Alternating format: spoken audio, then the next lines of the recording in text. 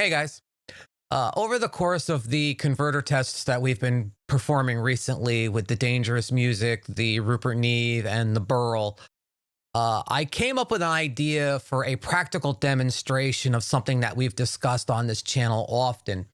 And that is the fact that when you run audio through the amount of analog equipment that we have available to us in the studio, the tolerances that are caused by all of the circuitry involved will result in subtle variations in the print tracks as you run audio. Okay, so what I'm saying is that every print track you run through that audio, if you touch nothing, if you change not one setting on the board or on the hardware, there are always going to be subtle, slight variations in the audio. Now, how audible those variations are is yet to be determined, but I had a feeling that we could demonstrably show that there were subtle variations in the audio every time you run a print track. So what I had David do one morning when he still had the full mix of Barry Dreiser's Bad For You song on the board with all of the compressors and EQs working, what I had David do was go down in the studio one morning. I says, don't do anything, don't touch anything, don't change anything. Just get the studio up and running, get it warmed up, and then run me two prints, one right after the other. Okay, so in other words, like no delay at all. So he went down to the studio one morning and he did exactly that. He printed a track into the Quantum 4848s just to take all the variation out. I had him print one track, then print another track. So literally these two tracks that you see before you were run in the studio without variation within a 10-minute period. Okay. And that was to reduce any possibility of temperature changes or anything else having any kind of an effect on the print track. So what we have here should be two directly identical or as even as we can possibly get them print tracks through the studio. Okay. So I took those two tracks and I set up this session here. Okay. And what I basically have is we have 4848 print 1, 4848 print 2. Okay. And I have them normalized to -6 dB. And then I have track 2 phase flipped. Okay. So just to demonstrate what that looks like so you can see it, I have track 2 phase flipped, which I can do that. I can do that in Reaper item settings. I can invert the polarity and phase on a track. So on track 2, I have the polarity inverted. So which you can see where this initial drum hit, where this peak goes up, this peak goes down. Okay. So these are ready to roll as far as that's concerned. They are also 100% in phase. I did check that with auto align. And then I took auto align off because it does cause some artifacting when you switch back and forth between tracks. Okay.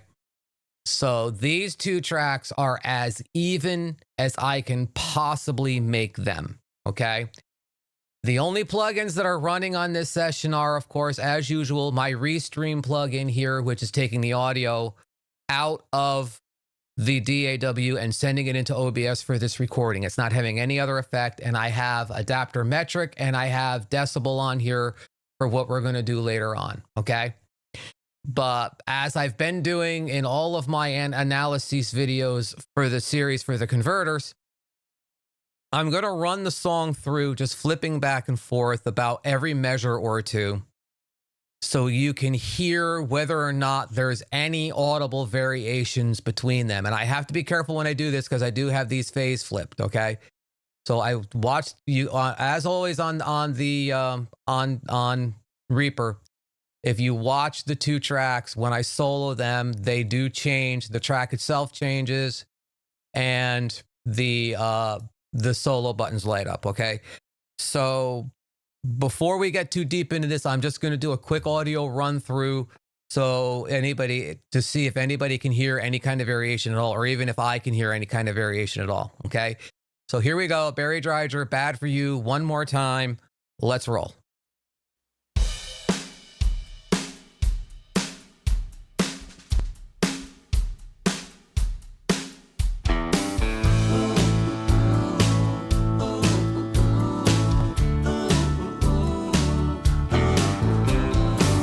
I got your number, you got mine. So use your fingers at any time, yeah.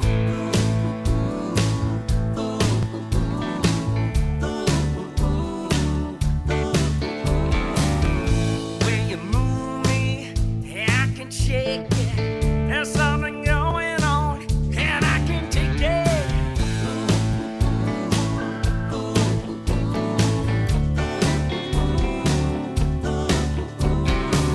I've been a shy boy, I try to do what's good, but when you are mine, I don't do what I should. I got it bad, boy, I got it bad, boy, I got it bad for you, yeah. I got it bad, boy, I got it bad, boy, I got it bad for you. I'm a man that's riding, never letting go. When I see you walk, I'm losing all control. I'm losing all control. So come on, woman, I'm on the right, and I'll do it if it takes all night. I got it bad, boy. I got it bad, boy. I got it bad for you, yeah. I got it bad, boy. I got it bad, boy. I got it bad for you. I've been around the block, I missed some time. The way you look at me, you're looking so fine. What can I say to move this thing along? So take a chance on me, you can't go wrong, yeah.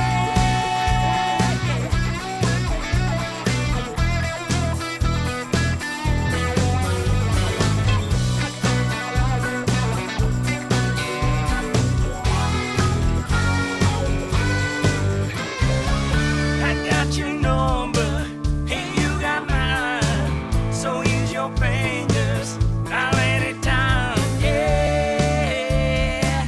I got it bad for you.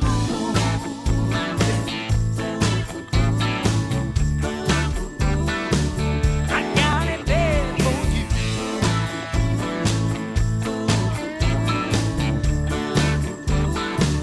I got it bad for you.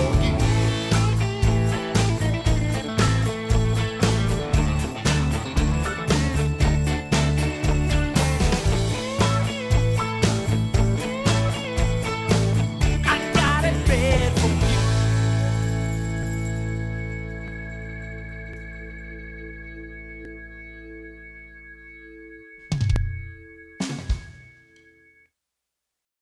Okay.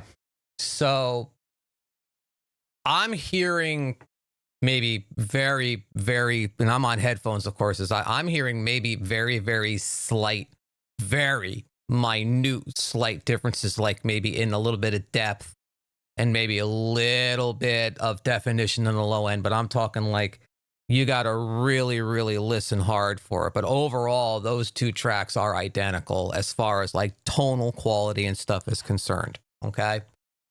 So what I'm going to do now is rather than go into the analysis on the metric AB first, I'm going to do the null test first because I think that's more important to demonstrate. So I'm going to open up Decibel and get that set up and ready to go. Okay. Now for this part of the demonstration, track 2 is muted because, as I said before, I have it already phase flipped. I'm not going to use the phase button on Reaper this time to do the actual null test. I've got it actually physically flipped. Okay. So again, I'm just going to start playing it again, and then we're going to do the null test, and we're going to see what we're seeing in Decibel. Okay. So track 1 is playing. track 2 is phase flipped 180 degrees. When I unmute track 2, that's the mute. That's the null test. Okay, here we go.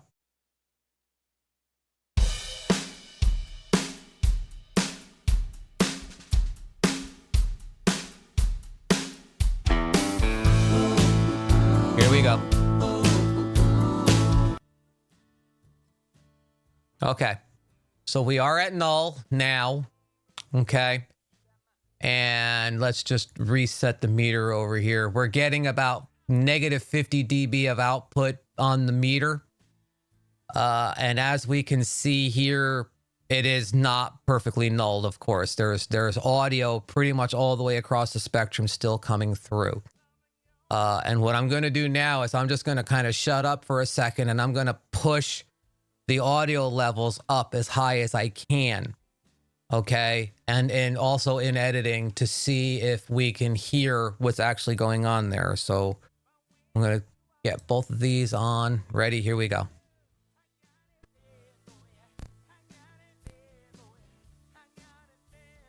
I am clipping, by the way, on the tracks. Let me see if I can push it to where it won't clip anymore.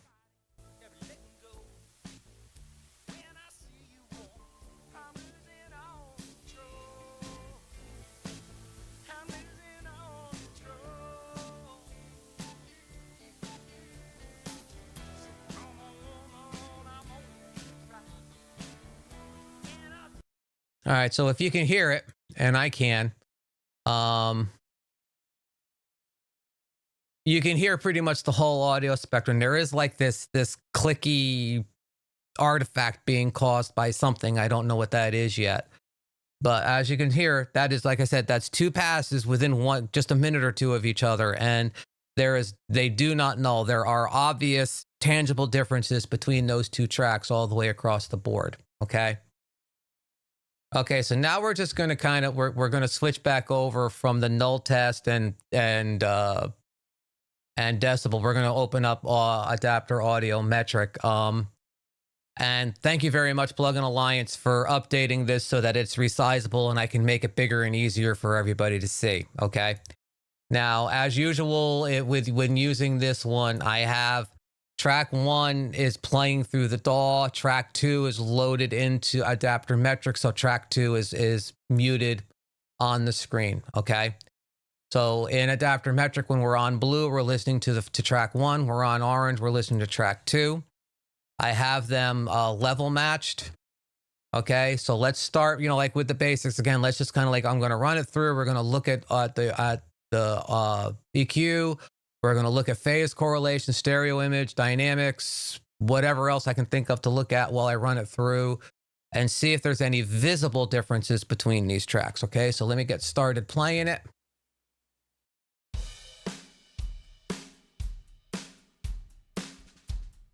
So yeah, they are level matched. Okay, so looking at the EQ spectrum, they are, of course, not unexpectedly, right on top of each other. Okay, all the way across. I'm not seeing any real tearing in the low end or anywhere else in the EQ. So I guess, yep, there's some little ones right here around 200 to 300 hertz every now and then. Very minor little tears in it. And they're just momentary. Okay, but let's look at the phase.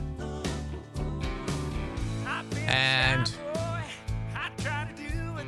if it's easier to see in orange or blue. It's easier to see this way.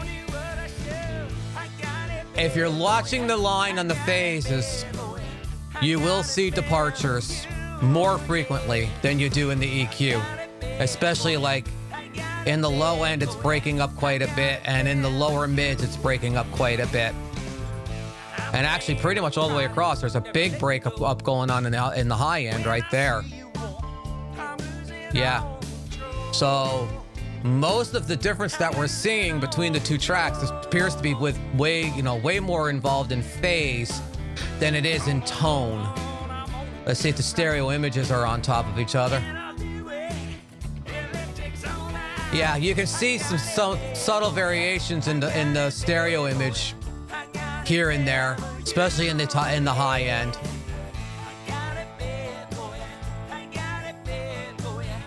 See if there's any difference in dynamics.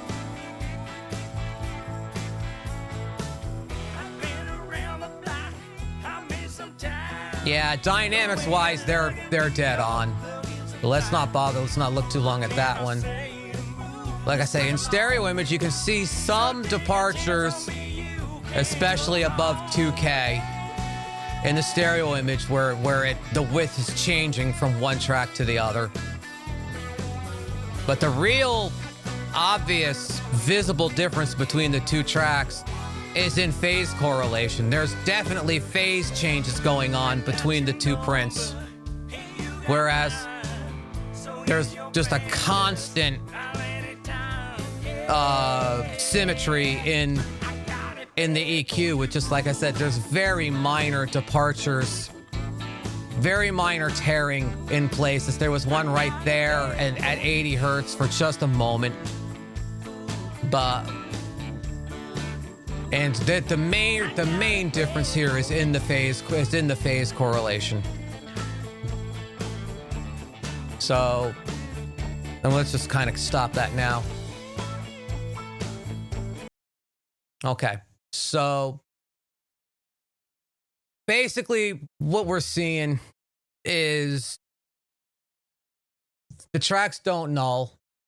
There is very little tonal variation between the two tracks, but there is significant variation in the phase between the two prints, which basically is saying that the hardware, all of the circuitry in the hardware is mainly affecting the phase correlation every time you run audio through it, which kind of makes sense, I guess. I mean, believe me, I'm not an electrical engineer, so I'm not going to sit here and speculate as to why all of this is happening. But it's an obvious difference between two tracks that were printed with no variations as far as settings or anything else, or even time in the studio. So I'm going to kind of delve more into null tests and what null tests are actually showing in the analog environment in another video, in which I'm actually going to retread all of what I just went through here. But I wanted to do just like one quicker video just to like demonstrate that, you know, I can physically demonstrate the fact that the claim that we make over and over again, that there are always going to be subtle variations in print tracks with running through analog hardware. This was basically just intended to demonstrate that that is actually the case. And the fact that there are variations in every print track to one percentage or another are affecting what you're hearing from the different converter tests that we're doing. Okay. So when we do these converter tests and we're saying that, you know, like there are subtle quantifiable differences, but they're very negligible from one unit to another. Some of those variations can be attributed to this factor here, the fact that just two passes through analog hardware will have slight and negligible but very demonstrable variations between the two of them. Okay, so thanks a lot for watching this one, guys. I thought this was, like I said, I didn't want to make this one too deep and ridiculous, because I do have a much deeper dive into null test stuff coming really soon. Okay, so thanks a lot for watching this one. Catch you guys on the next one. You all take care of yourselves. Peace out.